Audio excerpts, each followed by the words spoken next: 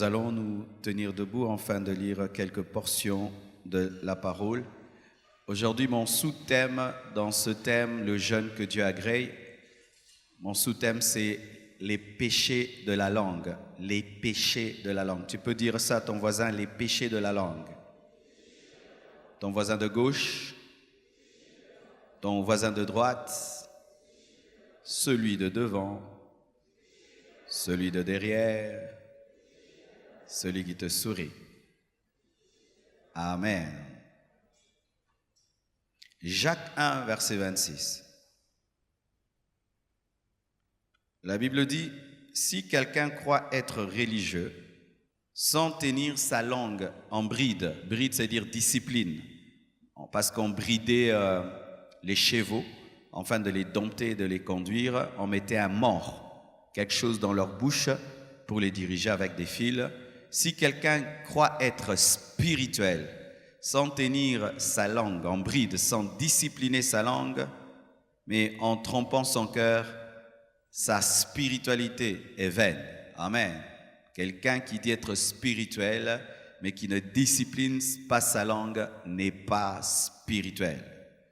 Jacques 3, verset 5. De même, la langue est un petit membre et elle se vante de grandes choses. Voici comme un petit feu peut embraser une grande forêt. La langue est petite, mais elle peut détruire toute ta vie. Elle peut détruire ton jeûne, elle peut détruire ta prière, elle peut détruire ton ministère, elle peut détruire ton foyer, elle peut détruire tes amitiés, tes relations.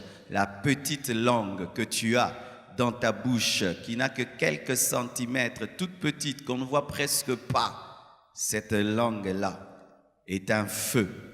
Comme un petit feu peut brûler toute une forêt, cette petite langue-là, au-delà d'une forêt, peut brûler toute ta destinée. Il y a des gens qui ont des problèmes dans leur vie. C'est seulement parce qu'ils ne savent pas parler. C'est tout leur problème. Ils n'ont pas d'autres problèmes. Et même dans le domaine du jeûne, de la prière, la langue est capable de brûler tes prières et Dieu ne t'exauce pas. Et au verset 6, la langue aussi est un feu. C'est le monde de l'iniquité. La langue est placée parmi nos membres, souillant tout le corps et enflammant le cours de la vie, étant elle-même enflammée par la gêne. Jacques reconnaît que sur la langue, il y a le feu de l'enfer. Sur la langue, il peut avoir le feu de l'enfer, pas seulement le feu du Saint-Esprit. Lorsque tu parles par l'Esprit, le feu du Saint-Esprit est sur ta langue. Mais quand tu parles dans la chair, c'est le feu de l'enfer qui est sur ta langue. Chaque fois que tu ne parles pas, selon le Saint-Esprit, c'est le feu de l'enfer qui est sur ta langue. Et au verset 8, mais la langue, aucun homme ne peut la dompter. C'est un mal qu'on ne peut réprimer. Elle est pleine d'un venin mortel. L'homme peut dompter des navires, dompter de l'eau, dompter le feu, dompter des chevaux, dompter le tigre. Mais pour cette langue-là, l'homme est incapable de dompter la langue. Seul le Saint-Esprit est capable de dompter la langue. Si tu es chrétien, tu n'abandonnes pas ta langue au Saint-Esprit. Tu n'arriveras jamais à la dompter. Et tu auras des problèmes malgré que tu as le Saint-Esprit. Beaucoup de chrétiens reçoivent Jésus-Christ dans leur vie comme Seigneur et Sauveur, mais ne permettent pas au Saint-Esprit de dompter leur langue. C'est pourquoi ils ne bénéficient pas de la provision complète du royaume. Alléluia. Et là, Dieu compare l'homme même à un serpent. Quand on dit la langue a un venin mortel, ce sont les serpents qui ont un venin mortel. Mais la Bible reconnaît aussi que l'homme aussi a un venin dans sa bouche. Par tes paroles, tu peux devenir un serpent. Je répète, par tes paroles, tu peux devenir un serpent. Et Dieu n'exauce pas les serpents. Alléluia. Dieu n'exauce pas les serpents. Les gens qui mordent, qui empoisonnent la vie des autres par leurs paroles, Dieu ne les bénit pas. 1 Pierre 3, verset 10.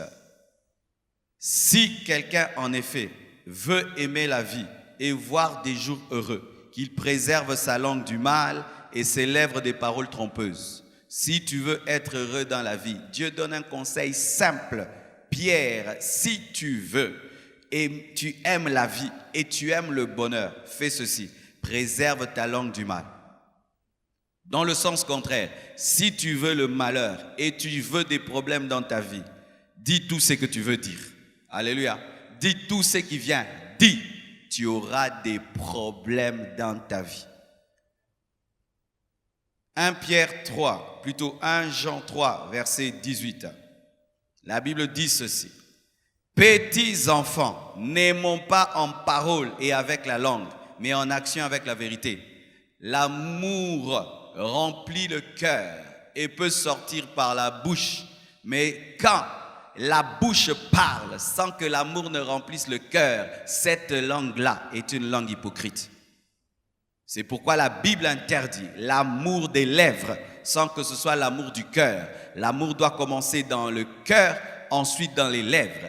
Une langue déconnectée au cœur est une mauvaise langue. La langue doit toujours être connectée au cœur et un cœur en bonne santé, un cœur rempli d'amour. Si ton amour n'est que des lèvres, mais pas du cœur, ce n'est pas l'amour. Mais quand l'amour véritable remplit le cœur, il s'exprime aussi par des paroles.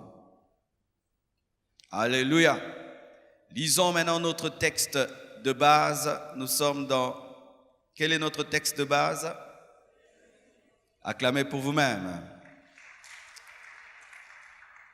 Voici, nous avons prêché mercredi du verset 1er jusqu'au verset 3, c'est ça? Ok, verset 4 à présent. Ésaïe 58, verset 4.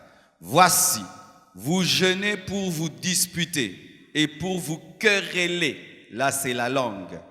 Pour frapper méchamment du poing. Vous ne jeûnez pas comme le veut ce jour pour que votre voix soit entendue en haut. Que Dieu bénisse sa parole. Asseyez-vous, s'il vous plaît. Alléluia. Nous sommes en train d'enseigner sur le jeûne que Dieu agrée.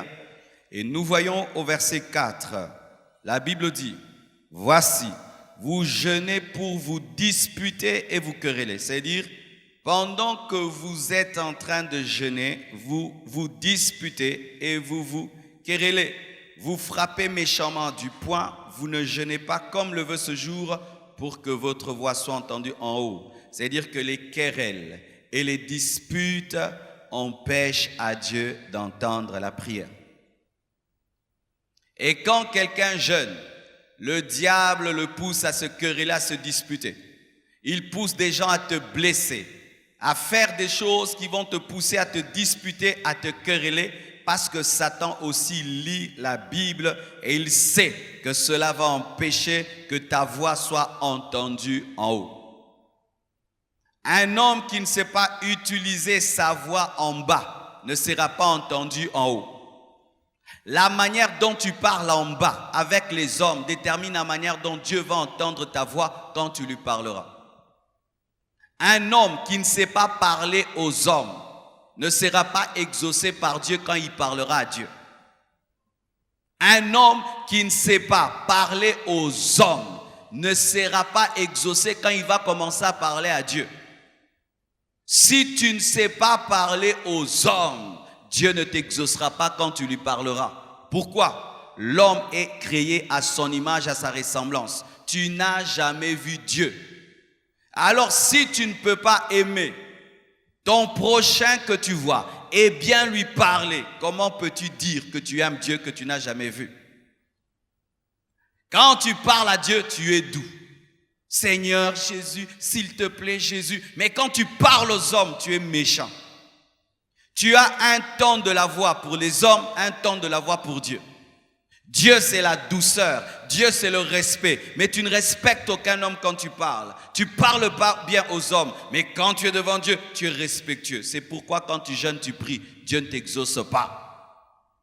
Ce n'est pas seulement la foi qui engendre les miracles, mes frères.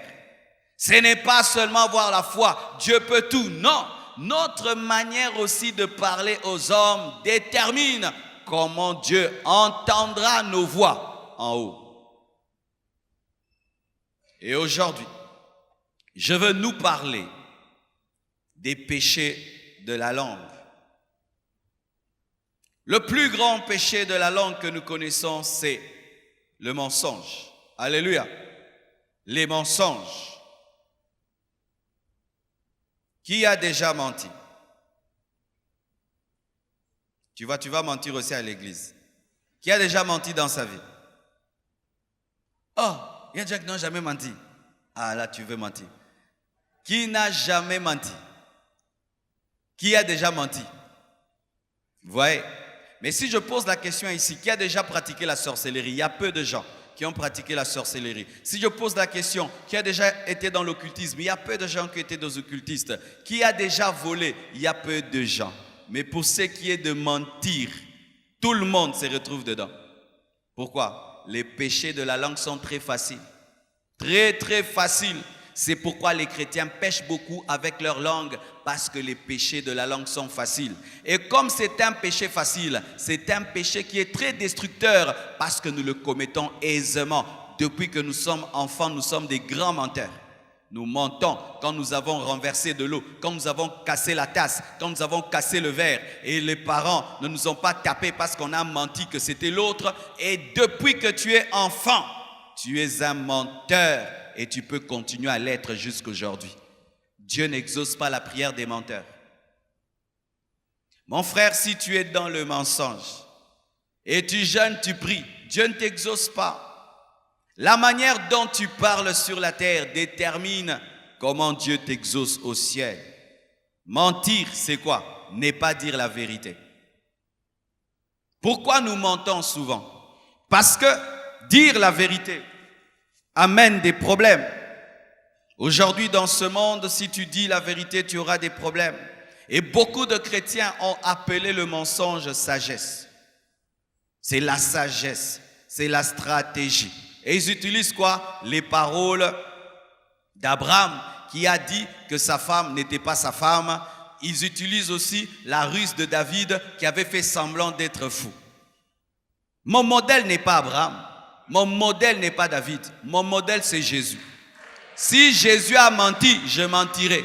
Mais si Jésus n'a jamais menti, je dirai la vérité. Et Jésus a dit la vérité même quand on pouvait le tuer. Alléluia. C'est Jésus ton modèle en parole. Ce n'est pas Abraham, ce n'est pas David. C'est Jésus ton modèle en parole. Oh non, il y a tel frère très spirituel. Des fois, il ment pour se sortir des problèmes. Ce n'est pas ce frère spirituel-là qui est ton modèle. C'est Jésus ton modèle.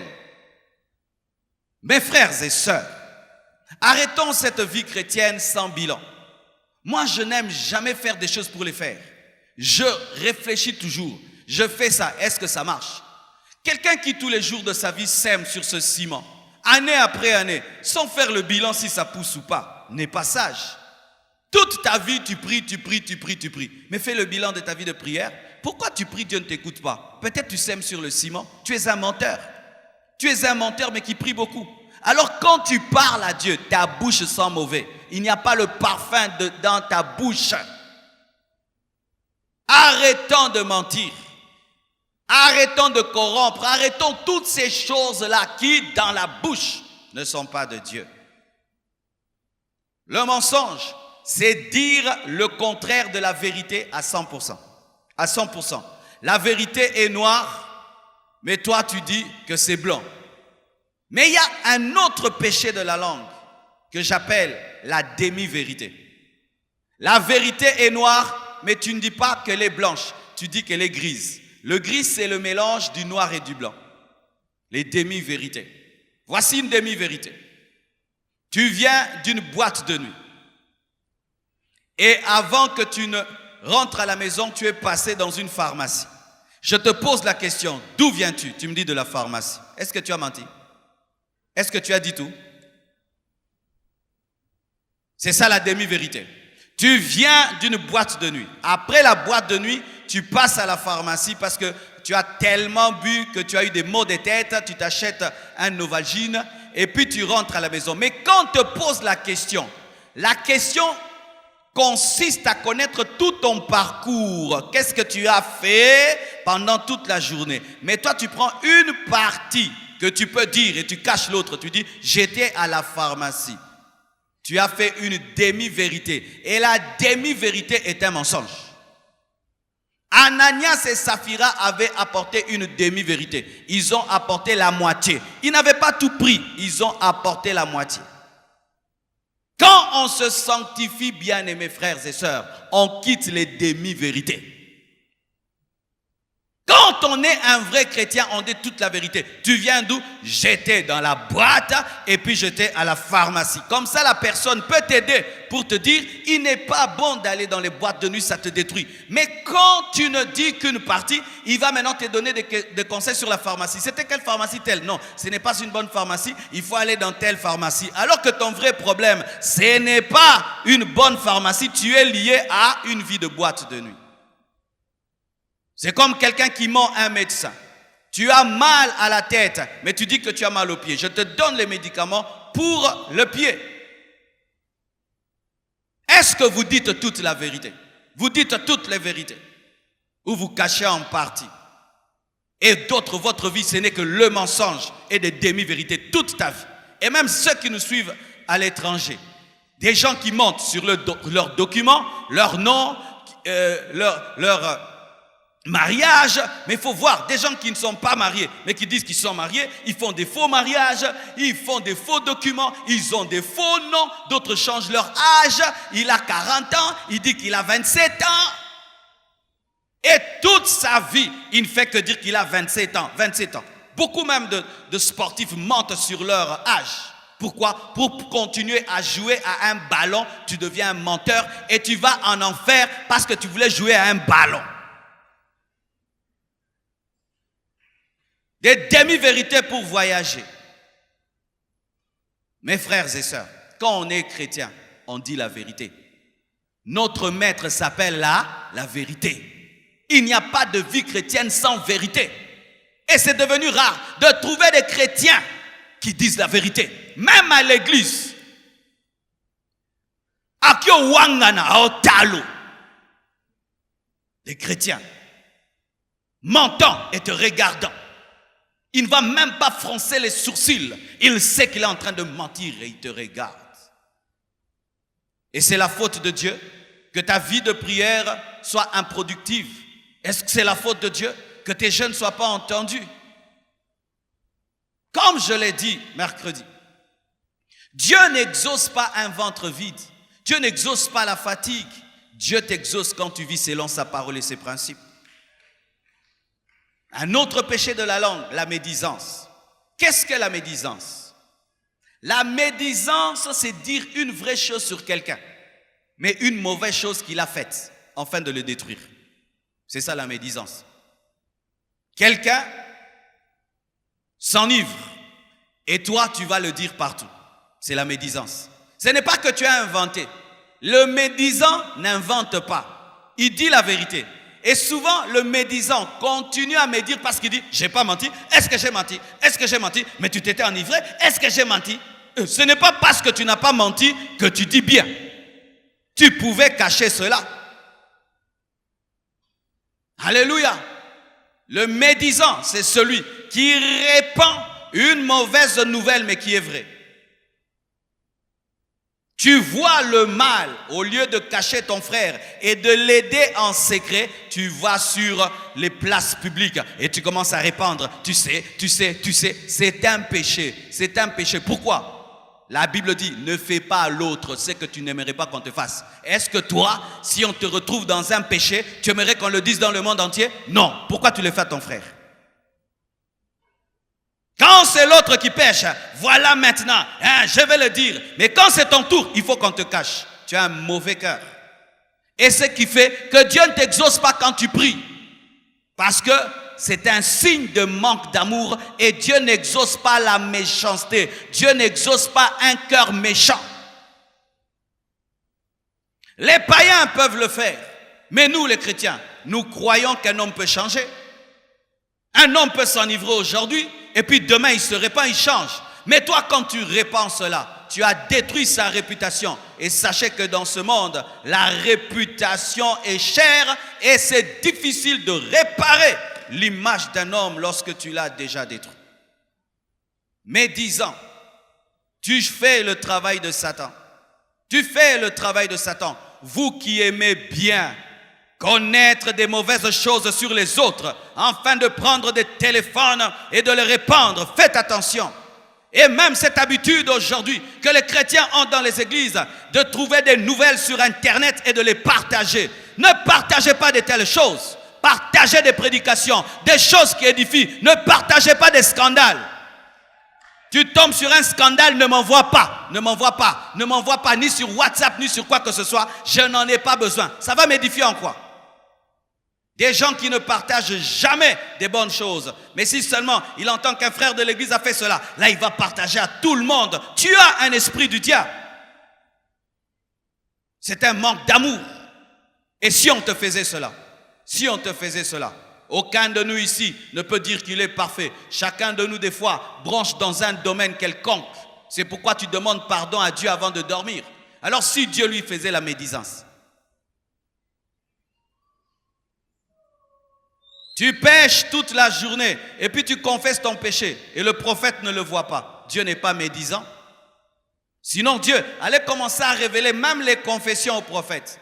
Mais le prophète ne peut pas voir un péché confessé parce que Dieu l'a effacé.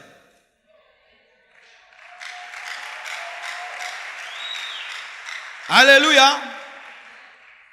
Arrêtez de médire. Souvent dans la médisance, il y a la jalousie. La jalousie. Vous allez remarquer qu'on aime médire sur les hommes élevés. On aime médire sur les hommes grands. Quand tu vois quelqu'un qui aime médire que sur les hommes grands, c'est la jalousie. Il faut aussi médire sur le pousse-pousseur. Il faut aussi médire sur les gens qui ne sont pas connus. Mais quand la médisance n'est que sur les hommes grands, en soi, c'est la jalousie. Tu aimerais qu'ils te ressemblent, qu'ils descendent, qu'ils sont comme toi. C'est souvent la jalousie. C'est pourquoi vous voyez dans le monde, quand on fait des journaux, on parle plus des scandales des grands. Jamais des petits. Pourquoi? Ça ne va pas pousser les gens à acheter le journal. Médisance. Et quand vous faites maintenant des groupes de médisance, c'est la malédiction. Les chrétiens doivent faire des groupes de prière où vous vous rencontrez à trois, vous priez, vous jeûnez.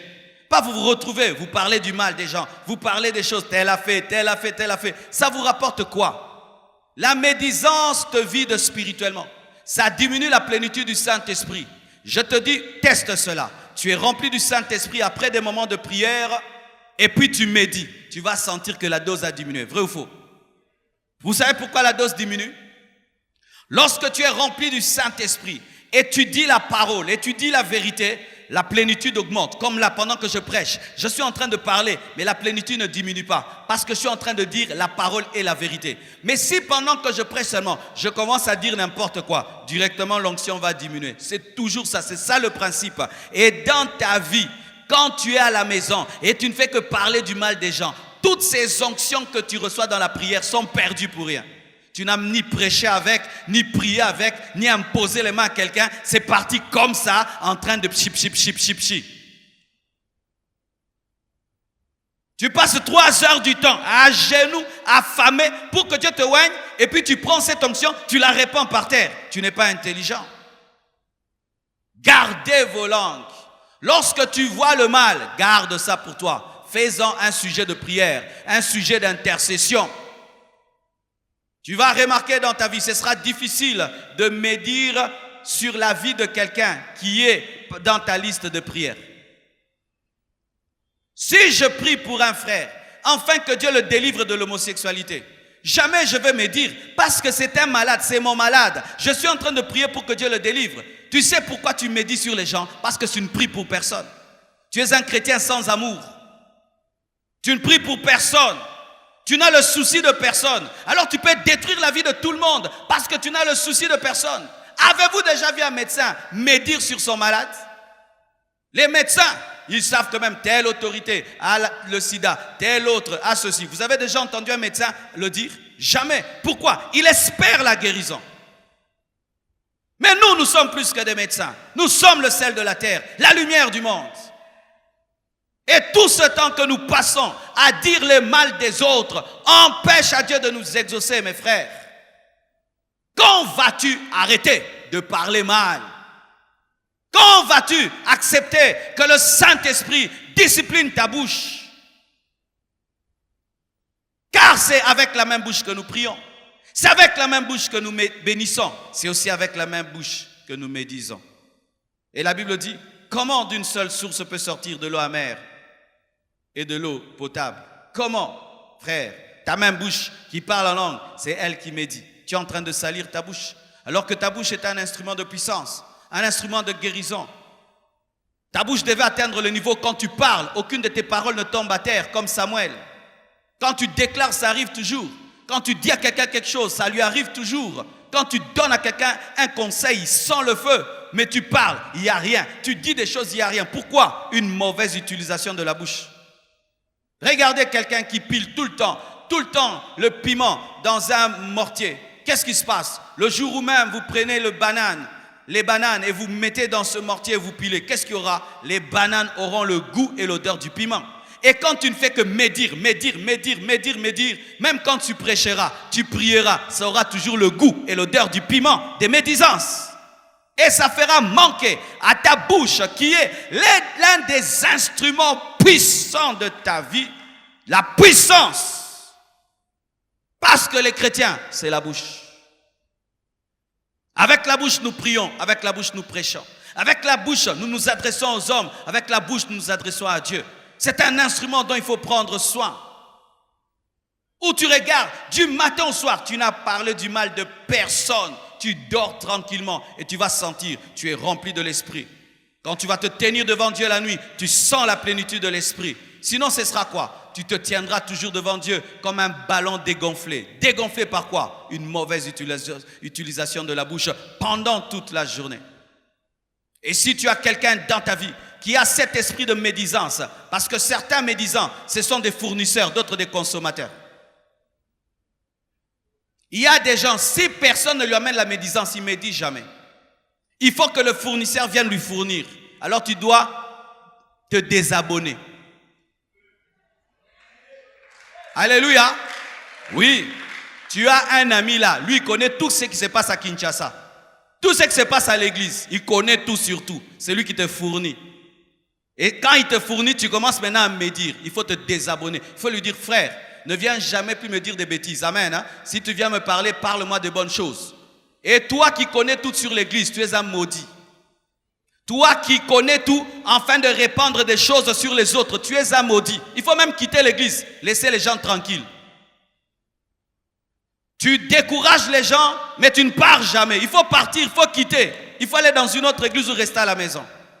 Souvent les gens qui ont un esprit de médisance à l'église, ils ne quittent jamais l'église. Ils sont là, afin de médire, répandre. Tu sais, lui, il a fait. Tu vois le prédicateur là, il fait là. Tu vois le modérateur là, il fait là, il fait là, il fait là. Mais il part jamais, mais il décourage les autres. Es-tu différent d'un sorcier? Es-tu différent d'un démon? Quand il y a une bonne nouvelle, jamais tu n'es pressé à la répandre. Mais la mauvaise, tu seras pressé de la répandre. Tu vas charger même les mégabytes, rien que pour appeler. Quand tu es au courant d'un scandale, tu as la démangeaison. Tu as la démangeaison. Tu baves même comme quelqu'un qui est devant une bonne nourriture. Tu dois le dire. Et quand tu le dis, tu sens la joie de le dire. Tu as un mauvais cœur. Tu es un homme mauvais. Tu es une femme mauvaise. C'est pourquoi quand tu pries, il n'y a rien du tout. Même un rhume quand tu pries. Est-ce que les gens guérissent même du rhume quand tu pries? Le rhume, les maux de tête. Toi, tu as déjà prié même quelqu'un, les maux de tête ont été guéris.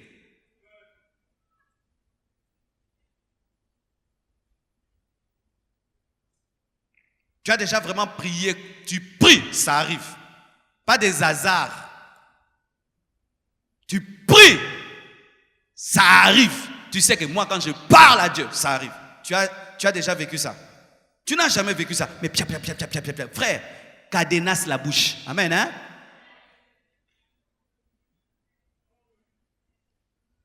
Cette année, je suis décidé de vous parler. Amen, hein?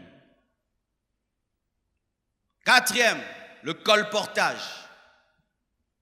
Le colportage, c'est comme la médisance. C'est quelqu'un qui va d'un endroit à un autre pour dire le mal. Il parle de maison en maison, de personne en personne, pour rapporter, colporter, prendre et amener, prendre et amener, prendre et amener. C'est presque comme la médisance, le colportage. Un autre péché, les insultes. Insultes. Bien-aimés frères et sœurs, un chrétien n'insulte jamais. Jamais. La Bible dit que si tu dis à ton frère insensé, tu es digne de la géhenne. Jésus a dit, si tu dis à ton frère qu'il est insensé, zoba, tu es digne d'aller en enfer. La Bible dit. Talamutu. La Bible dit, tu dis ça, tu es digne d'aller en enfer. Mais souvent, nous le prenons à la légère. Insulte mon enfant devant moi. N'est-ce pas que tu auras des problèmes? Insulte seulement mon fils devant moi. N'est-ce pas que tu auras des problèmes? Des sérieux problèmes. Maintenant, lui, il est le fils du Dieu vivant, tu l'insultes. Tu auras des problèmes, mes frères. Insulte le fils du prince. Insulte-le. Tu vas te retrouver où? En prison, n'est-ce pas? Mais tu insultes qui? Le fils de Dieu. Celui qui est assis à côté de toi, ce n'est pas une personne ordinaire.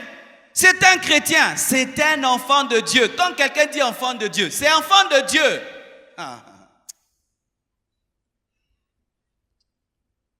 Le prophète Élisée, on s'est seulement moqué de sa calvitie. Des ours ont tué des gens. On sait, et c'était vrai, il avait aussi la calvitie. Mais Dieu a tué ses enfants. Combien d'ours te tuent? Combien? Tu as été tué par beaucoup d'ours, tu es là. Tes études ne vont plus bien. Tu sais pourquoi? Un ours a tué tes études, il a mangé tes études. Depuis que tu as insulté un chrétien, tu as insulté un pasteur. Un ours a mangé ta matrice, c'est pourquoi tu n'as pas d'enfant. Depuis que tu as insulté un serviteur de Dieu, un chrétien. Un ours a mangé tes affaires, depuis que tu as insulté un chrétien. Des fois, vous allez trop loin, cherchant des sorciers dans vos familles, alors que la sorcellerie est dans vos bouches. Vous insultez les gens. Tu vois quelqu'un là, tu l'insultes. Regarde cet homme-là. Et vous insultez et des gens que vous connaissez et ceux que vous ne connaissez pas. Mais vraiment, tu ne t'aimes pas. Hein? Et des gens que tu connais et des gens que tu ne connais pas. Vous insultez et des païens, et des chrétiens, des ouans de Dieu, des sorciers, des magiciens. Vous insultez tout le monde. Vous insultez vos parents. Vous insultez vos femmes. Un homme qui insulte sa femme, mais il s'insulte lui-même. Quand tu insultes ta femme, c'est comme si je m'insulte. Tu insultes ta femme, d'autres insultent leurs enfants. Des parents, pendant le jeûne, ils insultent les enfants. Il y a des parents qui ont un don à insulter les enfants.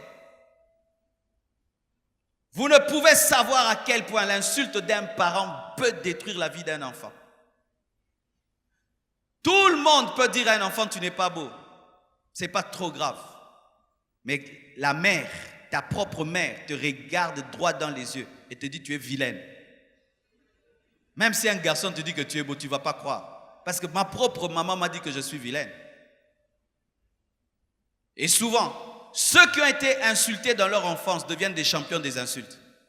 Vous qu'on a insulté dans votre enfance, avez-vous dominé cela pour devenir des personnes qui parlent bien ou vous vous vengez sur tout le monde? Et j'en parlerai pendant le séminaire Alpha 40 sur la guérison des blessures intérieures, comment les blessures proviennent des insultes. Quand tu insultes quelqu'un, tu le blesses. Et alors tu te tiens devant Dieu en train de prier, mais lui pleure, Dieu ne t'entend pas. Va lui présenter des excuses, va demander pardon. Et aujourd'hui au Congo, je suis étonné. Insulter, c'est devenu des blagues. Les gens, quand ils sont très familiers, ils s'insultent. Quand vous êtes très amis, c'est quand ça donne la permission de s'insulter. C'est pourquoi des fois j'évite trop de proximité avec les gens, parce que les Congolais, si tu deviens trop proche de lui, c'est comme si ça lui donne maintenant la permission de te manquer. Il respecte que les choses qui sont loin. Quand tu es loin de lui, il te respecte. Quand tu t'approches là, il en profite pour te manquer. C'est facile entre les Congolais de s'appeler Yozanchore, Yozanchore, Yozazoba. Non, quand je suis ton ami, c'est quand tu me respectes. Ces amitiés-là qui tournent autour des blagues d'insultes ne sont pas de Dieu. Est-ce que Jonathan insultait David? Est-ce que David insultait Jonathan? David appelait Jonathan héros. Héros. Je deviens ton ami, c'est quand tu commences à me manquer du respect. Quand je n'étais pas ton ami, tu me respectais. Je ne veux plus être ton ami pour que tu me respectes. Je veux redevenir normal. Comme ça, tu respecteras. C'est comme ça que vous perdez beaucoup de relations. Quelqu'un est loin de toi, tu le respectes, il s'approche, tu lui manques du respect, il s'éloigne, tu perds des bénédictions, tu perds des contacts. Continuez à respecter les gens, même quand ils s'approchent de vous. Continuez à honorer les gens, même quand ils s'approchent de vous. Ça, c'est la sagesse. Ça, c'est l'intelligence. Alléluia. N'insulte jamais personne. Personne. Même les gens qui ont des défauts corporels. Amen. Hein? N'insulte pas. Dieu sait pourquoi il a créé comme ça. N'insulte jamais quelqu'un qui a un défaut corporel. N'insulte jamais quelqu'un qui a un défaut physique. N'insulte jamais. Parce qu'en l'insultant, tu as insulté celui qui l'a créé. Toi, tu as déjà créé un homme. Un seul homme.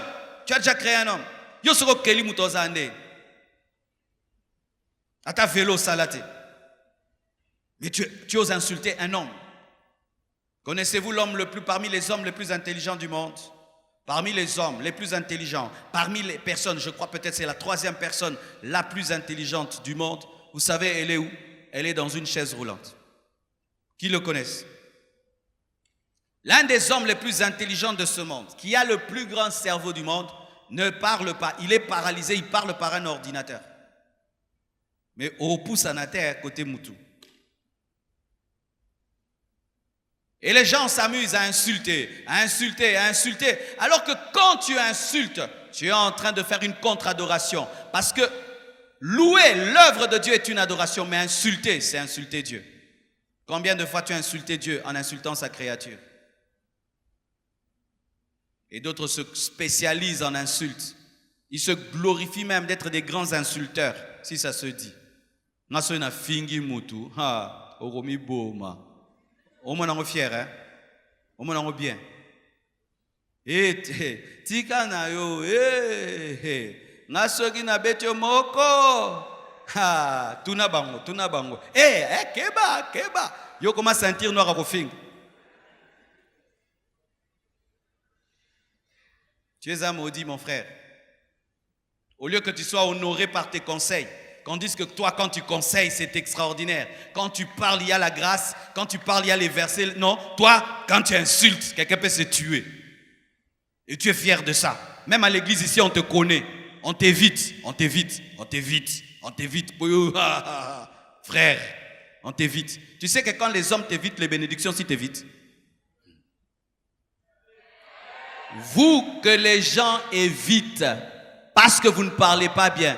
Ce ne sont pas que les gens qui vous évitent. Même vos propres bénédictions vous évitent. Ton travail t'évite, ton mariage t'évite, toutes tes bénédictions, tes connexions t'évitent. Toi, tu es fier là.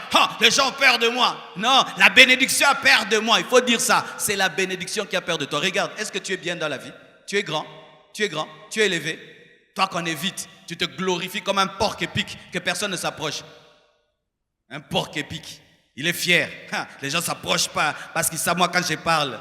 Mais il te laisse dans ta pauvreté, il te laisse dans ta médiocrité, il ne te donne aucun conseil, il ne t'aide même pas.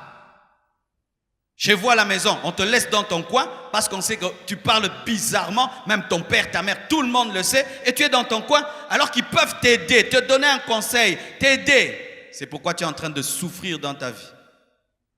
Tu te retrouves comme ce paralytique qui était à côté de la piscine que personne ne pouvait jeter dans l'eau. Je vous assure, ce paralytique-là, c'est une malobama B. Comment tu peux rester toutes ces années à côté de l'eau, personne ne t'aide? Personne pour te jeter. Vous connaissez ces malades-là qui parlent mal? Il y a des gens quand il est malade, à Komisko Mangala. Tu lui donnes l'eau froide. Tu, y a un moto. Et la preuve qu'il parlait mal, quand Jésus vient lui parler, au lieu qu'il demande la guérison, il n'y a personne. Il n'était pas relationnel. Frères, sœurs, soyez relationnels. Amen. Hein? Même un enfant te sauvera la vie. Même un enfant viendra te sauver, te dire, hé, fais attention. Je connais un grand homme, il fallait qu'on puisse le tuer. Qui l'ont sauvé des Chegues? Viens, te l'es là au fort. Kende Boué, Tobo Mbao. Il a été sauvé. Mais yo, Zoba, Mouyibi, Chegue. Fais attention, n'insulte pas les Chegues. N'insulte pas. Amen. Hein? Si tu n'as pas quoi leur donner, ne donne pas. Mais n'ajoute pas, tu n'as pas et puis tu insultes. Ils peuvent te sauver la vie.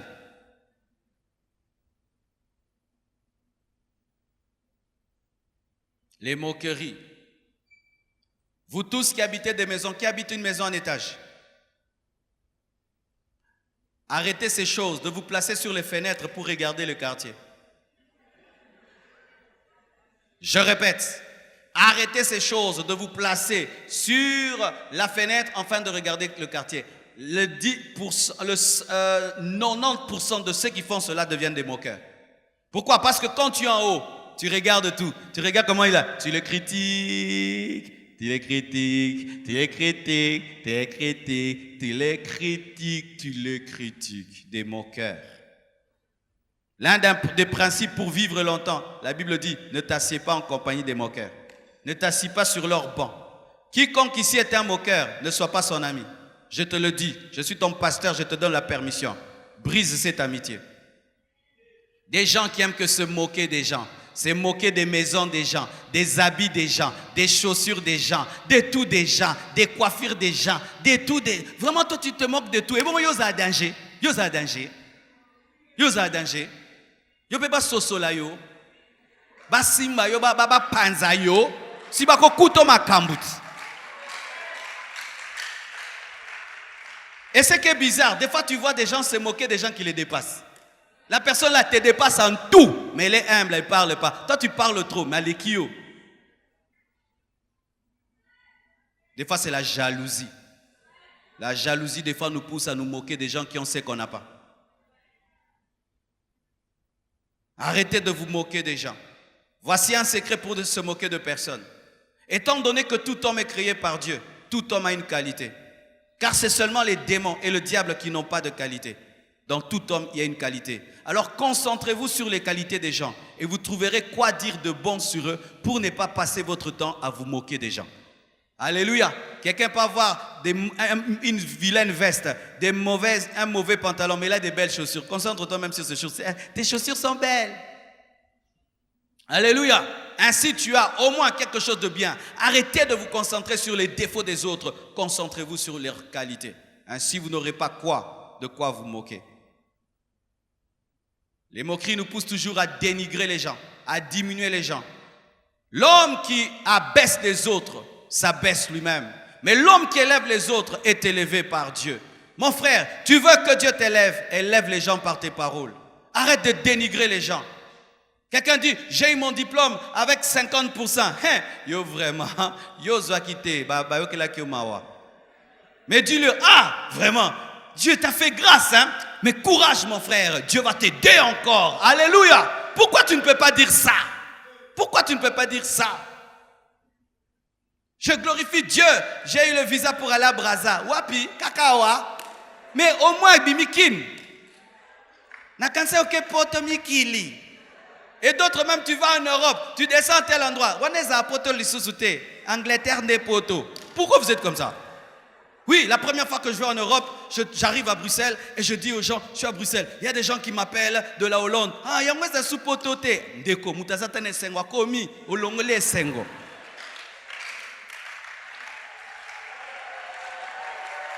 Dénigrement. Il fait quelque chose, tu cherches toujours pour diminuer. Ta vie ne montera pas. Ce que tu sèmes, c'est ce que tu récolteras. Ce que tu sèmes, c'est ce que tu récolteras. Sémez des bonnes paroles et Dieu vous élèvera. Sémez l'amour et vous deviendrez grands. Et vous deviendrez grands, mes frères. Tu vas remarquer les grands hommes, ils trouvent tout beau. Tout beau.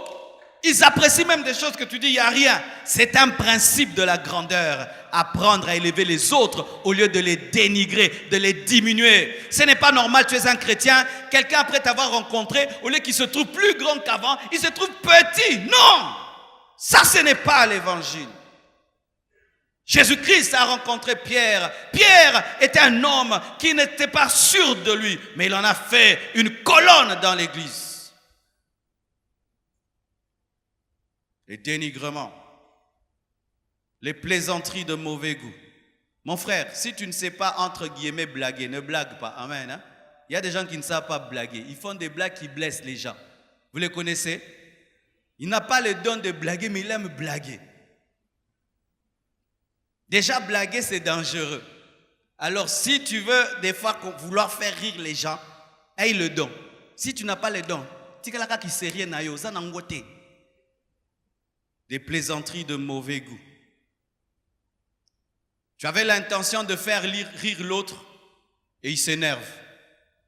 Si tu sens ça dans ta vie, tu avais l'intention de faire rire, mais ça se transforme toujours en colère. Laisse, tu n'as pas le don. Laisse, hein? Laisse. Des plaisanteries de mauvais goût.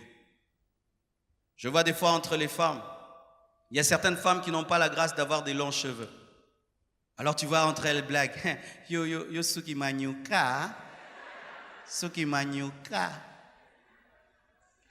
Ayo seka. Nos oxymoninga. Quelqu'un porte une chaussure. C'est votre papa qui t'a donné ça. Alobi mingi. Quelqu'un porte un habit, tu lui poses la question. C'est un uniforme église Nabino?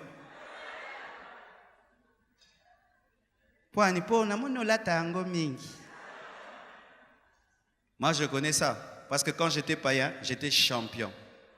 J'avais un don.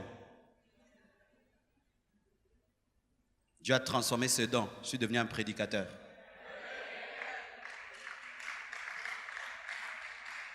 Comment tu peux être si talentueux à faire des plaisanteries de mauvais goût? Tu as comme quelqu'un ici à côté de toi qui te dit Lobaboué, Lobaboué, Lobaboué. Tu as comme une voix là qui te parle. Toi, le Saint-Esprit ne te donne jamais des prophéties, des paroles de connaissance. Mais pour blesser les gens par des blagues, tu es toujours inspiré. Tu dois être délivré. Et il y a même des gens, quand seulement tu commences à blaguer, qu'est-ce qu'ils font? Ils partent, n'est-ce pas? Ils savent que cette blague-là finira mal. Mais toi, tu es en train de rire. Les gens sont en train de se fâcher. Mais toi, tu ris. Mais si ce qui te fait rire m'énerve, arrête de plaisanter.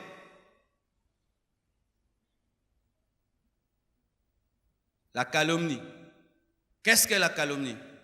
La calomnie, c'est le fait d'inventer une chose, de dire une chose fausse sur quelqu'un. C'est ça, calomnier quelqu'un. Et le diable, c'est le plus grand calomniateur. Et quand tu calomnies les gens, tu deviens disciple de Satan. Quand tu inventes sur quelqu'un quelque chose qu'il n'a pas fait, tu es un diable. Diable veut dire calomniateur. Les gens calomnient pour deux choses. Soit seulement ils veulent détruire quelqu'un. Tu n'as pas fait, il dit tu as fait. Comme ça, il détruit ta réputation. Mais il y a d'autres qui calomnient. Comment? Il entend une information qu'il n'a pas vérifiée et il la confirme. Les choses que vous confirmez sur les gens, vous les avez vérifiées? Est-ce que vous les avez vérifiées? Aujourd'hui, j'étais sur Internet, il y a un site là, c'est un site vraiment très intelligent. Ils ont démontré sur 10 grandes personnalités connues dans le monde, certaines choses qu'on dit sur elles qui sont fausses. Il fut un temps dans ce pays, on avait calomnié la sœur Laure Mbongo. Que non, la sœur Laure Mbongo avait rencontré telle star de la musique mondaine et il avait snobé et tout le reste et il s'était chamaillé au plateau, sur le plateau de la télévision. Bien aimé. Le jour que je vois la vidéo, lorsque ces deux personnes se sont rencontrées, ça s'est passé dans le respect. L'un a encouragé l'autre. Non, le travail que tu as choisi de chanter, c'est un travail vraiment délicat, tout. C'était fini comme ça. Mais il y a des gens qui disent que tel et tel s'était chamaillé au plateau, l'autre est devenue orgueilleuse et vous tous vous racontez ça. Des histoires à Kinshasa s'y sont sorties sur une maman pasteur qui n'a pas d'enfant parce qu'une fois, elle était sur son balcon, elle a vu un enfant en train de se noyer dans le caniveau et elle a laissé mourir. C'est pourquoi elle n'a pas d'enfant. Mais elle a maintenant un enfant. Vous avez changé l'histoire? Vous voyez la méchanceté du cœur. Maintenant, elle a un enfant. Elle a un enfant. Et tu allais répandre ça partout. Qu'est-ce que vous répandez sur les gens? Qu'est-ce que toi tu confirmes sur les gens? Tu as vérifié? Non, tel m'a dit. Et si tu poses la question, tel m'a dit, et puis,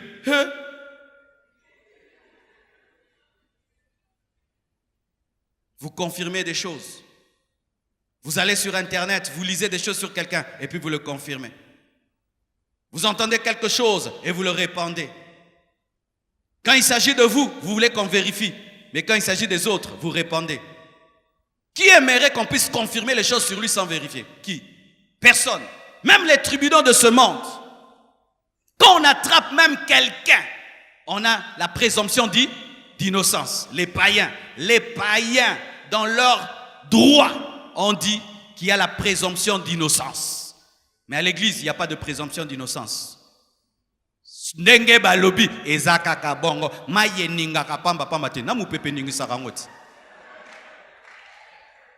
n'y a pas de fumée sans feu. Un jour, on te fera ce que tu fais aux gens. Un jour, on confirmera quelque chose. Tu n'as pas fait. Bien-aimés frères et sœurs, quand j'étais au début de ma foi, j'étais comme ça.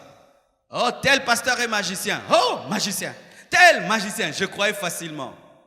Un jour, Dieu m'a dit, tu sais, quand je t'élèverai, on dira que tu es aussi magicien. J'ai dit, oh, moi, jamais. Je n'ai pas touché à la sorcellerie. Dieu me dit, tu verras. Et quand Dieu me parle comme ça, je sais toujours qu'il y a des leçons. Aujourd'hui, il y a des endroits où Marcelo, ce n'est pas un vrai pasteur, magicien. Au milieu de inconscient, qui est inconscient ou non conscient. Quelqu'un affirme, il affirme vraiment.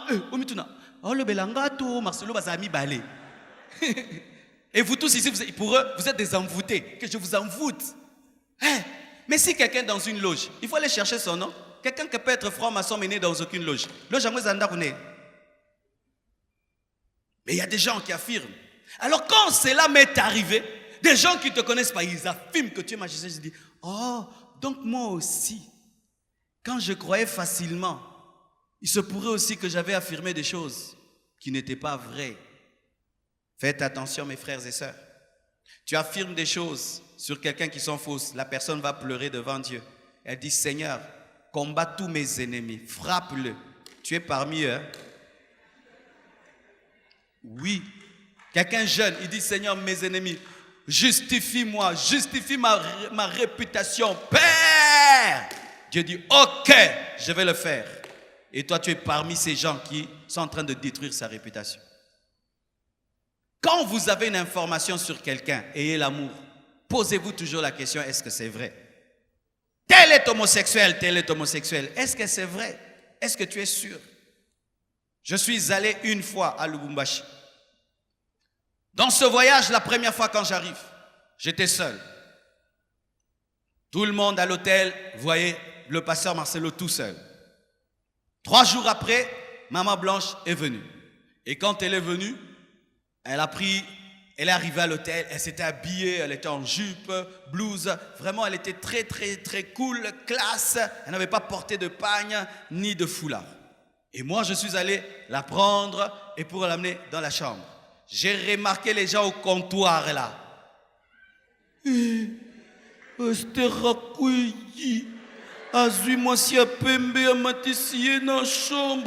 lu dans leur cœur. Dieu m'a dit, les gens là sont en train de pécher. Ils vont répandre la nouvelle dans tout le Lubumbashi. Tu dois descendre pour arranger. Pourquoi? Parce que ta femme n'est pas connue. Les gens ne la connaissent pas. Je fais monter Maman Blanche à l'hôtel, dans la chambre. Je descends et puis j'arrive. Alors il fallait que j'introduise. Je commence. Est-ce que je peux avoir le code Wi-Fi? Et il me donne le code Wi-Fi. Et puis je dis, c'est madame, hein, elle vient d'arriver, c'est ma femme et tout. Basiba Kendaki. Wanazole zelande na kobenga. Akweyawa na mwasi ya pembe. Akweyi na mwasi na ye moko. Il a commis l'adultère avec sa propre femme. Imaginez maintenant que je ne sois pas descendu pour expliquer. Parce que je n'étais pas non plus obligé. Et qu'eux répandent. Le pasteur Marcelo est venu à l'hôtel avec une femme, ceci, cela, alors que c'est un propre. Quelle malédiction. Quelle malédiction. Tu l'as fait sur quelqu'un. Cette information que tu véhicules partout sur les gens, même sur les hommes de Dieu, tu es sûr? Tu as vérifié? Tu sais dans quel esprit la personne là a donné l'information? Voici un secret. Quand tu vois quelqu'un répandre une nouvelle sur quelqu'un, pose d'abord cette question. Est-ce que cette personne l'aime? La première question. Pourquoi il le dit? Il le dit par amour? Il aime? Il est jaloux? il est aigri, il aimerait sa place. Pourquoi tu dis ce que tu dis? Je viens là, je viens te dire, tu vois le frère Sion, il a fait ça. Tu dois te poser, pourquoi le pasteur peut venir me parler de Sion? Tu dois être intelligent. Pourquoi? Parce que derrière chaque action, il y a une motivation. Alléluia. La vulgarité. Dites la vulgarité. J'ai rien contre les Mongos, mais souvent il y a un problème avec les Mongos. Les Mongos ont une vulgarité naturelle, une vulgarité tribale. La vulgarité, c'est dire des insanités, mais sans se sentir sale. Dire des choses qui peuvent pousser les gens à fuir, mais toi tu es très à l'aise. Une fois je vais dans un deuil d'un frère, sa femme était morte. Et pendant qu'on sortait, une maman de 60 ans en train de pleurer, mais elle pleurait des insanités. Donc j'avais envie de mettre des watts dans mes oreilles pour ne pas l'entendre. Mais elle est très à l'aise, mais aole la biloko moko. Omituna maman. Donc sentir qu'à kola bongo, n'a pas insanité. Comment tu dis les insanités si facilement? Les vulgarités. Tu les dis et ça ne te dérange pas. Et même, tu aimes bien le faire avec les femmes, les gens contraires. Tu aimes bien dire ça aux femmes ou aux hommes, des garçons, quand ils parlent à une fille, des insanités. Tu sais pourquoi tu le dis? Parce qu'au fond de toi, tu es sale, tu es impur. Tu es impur. Et il est chrétien, mais il est plein de vulgarité.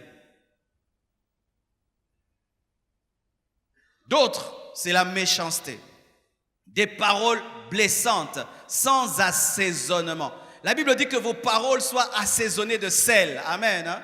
Il faut chaque fois que tu parles, mais tu pèses. Quand je parle à un adulte, je pèse. C'est un papa. Quand je parle à un jeune garçon, je pèse. Quand je parle à quelqu'un, je sens lui, il est trop fragile, je pèse. Quand je parle, je dis c'est un nouveau converti, je pèse. Parler en évitant de faire mal. Il y a certains des fois qui me copient mal. Quand je prêche là, je parle de la part de Dieu.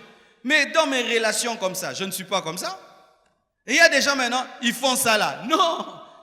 C'est pourquoi il y a des gens qui disent, le pasteur, il y a deux pasteurs. Il y a l'un là-bas et l'autre ici. C'est vrai. Je ne peux pas te parler là en bas comme je parle ici. Ici, je m'adresse à la foule. Mais quand je m'adresse à toi, je dis, mon frère, pourquoi tu fais ça? C'est pas bien. Est-ce que tu trouves que ça se fait? Mais ici, frère! Alléluia! Parce qu'aussi, il faut avoir un style quand tu prêches pour captiver les gens. Mais quand je te parle, je dois utiliser la douceur, la sagesse, la stratégie. Ici, je parle à haranguer, mais quand je suis là, je te parle autrement. Mais il y a des gens, n'enga te yarara, n'enga pas le belarabat. N'enga chassaraba démon, n'enga pas le belarabat. Démon sort, toi, viens! Il n'y a pas de douceur. C'est pourquoi il y a même des femmes qui ne veulent pas épouser les serviteurs de Dieu parce qu'ils parlent tout le temps avec l'autorité qu'ils utilisent pour chasser les démons. Tous les enfants dans la chambre, tous les enfants, venez à genoux, levez les mains, priez. Éteignez la télévision. Alléluia. Pourquoi tu as des mauvaises réponses? Les gens se blessent tout le temps ici à l'église. Les gens ne savent pas répondre aux autres. Quelqu'un, s'il te parle avec douceur, réponds-lui avec douceur. S'il te parle méchamment, ne lui réponds pas méchamment. Nenga peselinga, ngapena, peselier. Païen. Tu es un païen. C'est le païen qui rend le mal pour le mal. Mais le chrétien, quand on lui parle avec méchanceté, il parle avec douceur. Nous sommes incapables d'avoir une véritable communion fraternelle parce que nous sommes incapables de nous répondre avec amour, même dans l'église. Mais les chrétiens, tu les mets entre là, 10 personnes, commencent à causer. Ça dégénère toujours, ça se transforme en discussion. Même les chrétiens, nos causeries finissent comme les théâtres de chez nous. Tu ne vois pas une manière de se parler dans les réunions, une manière de s'adresser la parole. quand vous faites même les réunions de département, on doit sentir que vous êtes des enfants de Dieu.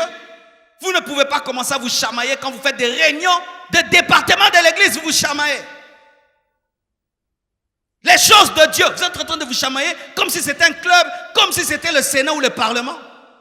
Même les choses de Dieu, des réunions d'église, des réunions de département, on ne peut pas attendre que l'autre finisse la phrase et placer sa phrase. On se coupe, on se blesse. Le protocolaire vient, il te dit, mon frère, est-ce que tu peux quitter cette place, aller là-bas? Boniko, yelainga.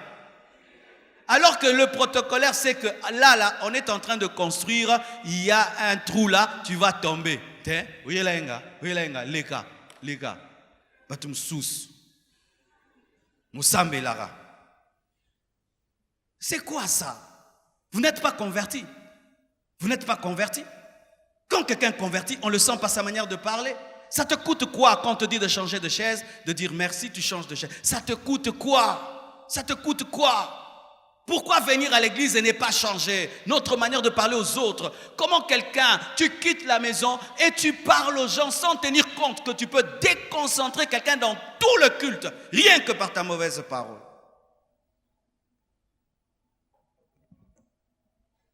Dieu m'a fait grâce d'avoir été un frère qui a presque tout fait à l'église. Et j'ai pu voir à quel point des fois dans l'église, nous sommes méchants. Avec les frères, entre guillemets, qui font les basses besognes. Ce ne sont pas les basses besognes, ce sont les personnes les plus élevées de l'église. Les gens qui torchonnent quand il y a la pluie là, sont plus grands que nous tous. Les gens qui sont debout pendant qu'on prêche sont plus grands que nous tous. Les gens là qui sont dans la boue pendant que vous êtes bien assis, eux ils arrangent. Au ciel, ils seront plus récompensés que nous. Mais qu'est-ce qui arrive souvent? Nous leur parlons d'une certaine manière. Méchamment. Et tu es chrétien. D'autres même décident en avance d'être méchants. Naokende église mekanaro pesela ye moko asa prépara ki na poche asa charger ki mundoki ako zwa lelo na réunion ako zwa. Alléluia. Et d'autres pêchent en exagérant les faits. Tu ne dis jamais une chose simplement. Par exemple, ici, on a arrangé, n'est-ce pas? Mais si tu sors ici, quand tu vas parler, même moi je vais me dire non, l'église compassion, c'est devenu, non. Les gens vont même croire qu'ici il y a de l'or. Toi tu dis tout grave. Tu dois être journaliste, mon frère. C'était comment cette fête-là? Tokenda ba feti, tokenda. Tolia tomela, mais oh yo, non, dis jamais vu.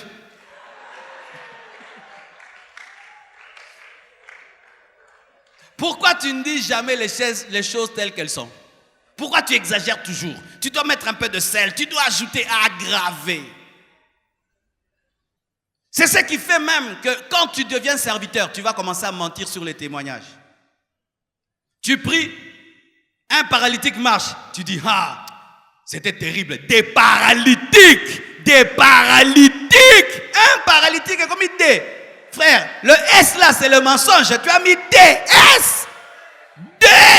C'était un D. Frère, c'était comment quand tu as prêché? C'était une gloire incroyable. On est recru que nous étions dans la chambre haute, comme au temps de Wesley de Finney. La gloire, bien-aimé, arrête. Les exagérations, c'est le mensonge. Vous êtes à combien de membres? 12 000 déjà. 12 000. Vous avez quitté combien? 2 000.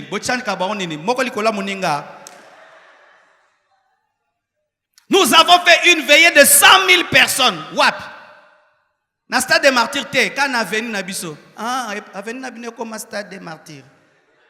Tu faisais 100 000. Des mensonges même. Les églises mentent sur le nombre de fidèles, mentent sur ceux qui font des mensonges, des exagérations. C'est pourquoi quand on entre dans des mensonges pareils, il n'y a pas de miracle, des prodiges. Mes chers frères, vous qui prêchez, tu voyages. Un aveugle a vu, dit un aveugle. Aucun aveugle n'a vu, ne dit pas. Dis, les âmes ont été sauvées, les âmes ont été délivrées, la parole a été prêchée. N'ajoute pas. Tu n'es pas en course ni en guerre avec qui que ce soit. Tu veux épouser une femme, dis la vérité. Je gagne $50. N'ajoute pas 0 à la fin. Oh, c'est la foi. 0 par la foi.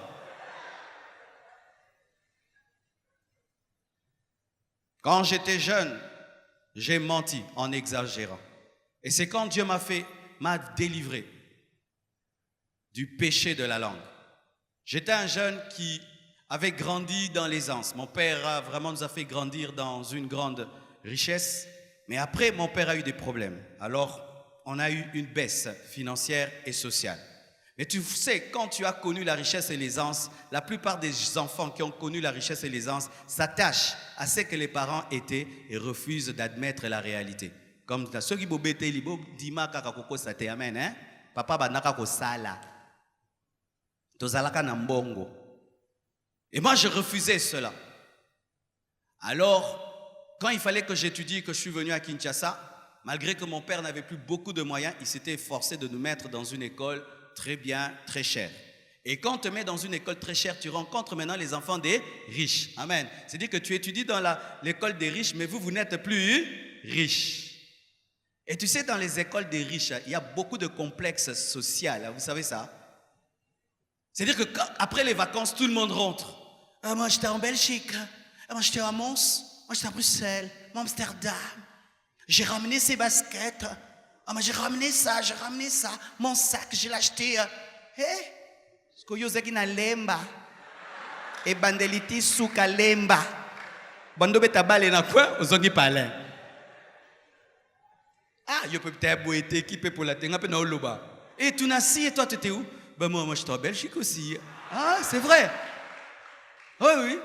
J'étais aussi en Belgique. Alors, ils te croient parce qu'ils ne peuvent pas imaginer que tu peux mentir. Et tu sais quoi? Ils répandent. Tu n'as été en Belgique. Ça se répand partout que tu étais en Belgique. Des fois même on se cachait dans la maison. 2 semaines tu ne sors pas. Pour que tu vas sortir, tu dises que tu viens de quelque part.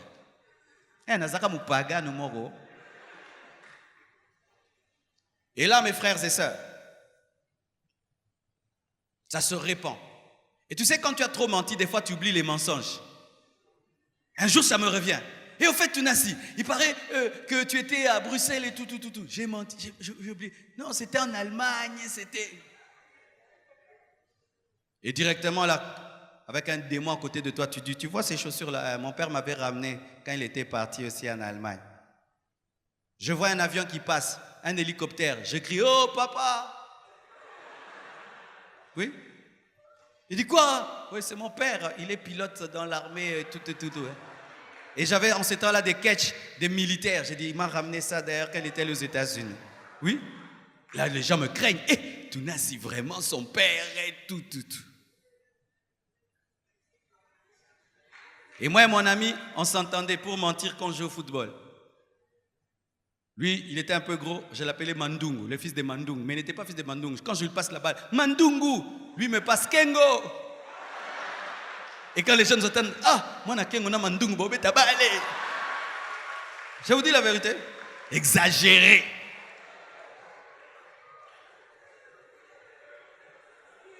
Oh, c'est pour ça là, moi. Et vous savez quoi? Le jour que je me convertis, je reçois Jésus comme Seigneur et Sauveur. Il me dit, va dire la vérité à l'école. J'ai dit, Seigneur, tu vas dire la vérité. Tu as besoin de cette vérité, de ce mensonge? Non, va dire la vérité. Parce que si tu es dans un mensonge de grandeur, tu ne seras jamais grand. Tu dois accepter ta faible condition, que les gens te reconnaissent tel que tu es pour que Dieu te prenne et t'élève. Je suis allé voir mes amis à l'école. Je leur ai dit, je dois vous dire une chose, j'ai donné ma vie à Jésus. Mais vous savez, je vous avais menti que ces catchs, c'est mon père qui m'avait ramené des États-Unis, c'est faux. J'avais acheté ce ici à Kinshasa, mon père n'est pas pilote. Tunasi. Là, le diable me dit, Marcelo, arrête. Dieu me dit, continue. Et j'ai menti, j'étais allé à Bruxelles et tout, je suis jamais allé en Europe, jamais. Je n'ai vu l'Europe, l'Allemagne, jamais. Je ne suis pas fils de Kengo. Vraiment, pardonnez-moi, je vous ai menti. Les gens sont restés bien. Ils allaient me critiquer. Il avait menti, il avait menti, il avait menti, il avait menti. 1 mois, ils en parlent. 2 mois, 3 mois. Ils me voient grandir dans la parole, dans la sagesse, dans la puissance, dans l'onction. 1 année, 2 ans, 3 ans, 4 ans. Maintenant, je pars là où j'avais menti. Je pars quand je vais là où j'avais menti. Maintenant même, si je vais partir demain là, je vais partir. Je pars. Pourquoi? J'ai dit la vérité. Yo qui n'était pas nini. Osakana lokuta. Frères et sœurs, être chrétien, ce n'est pas seulement prier ni adorer. Être chrétien, c'est vivre dans la vérité, c'est dompter sa langue. Que Dieu vous bénisse abondamment.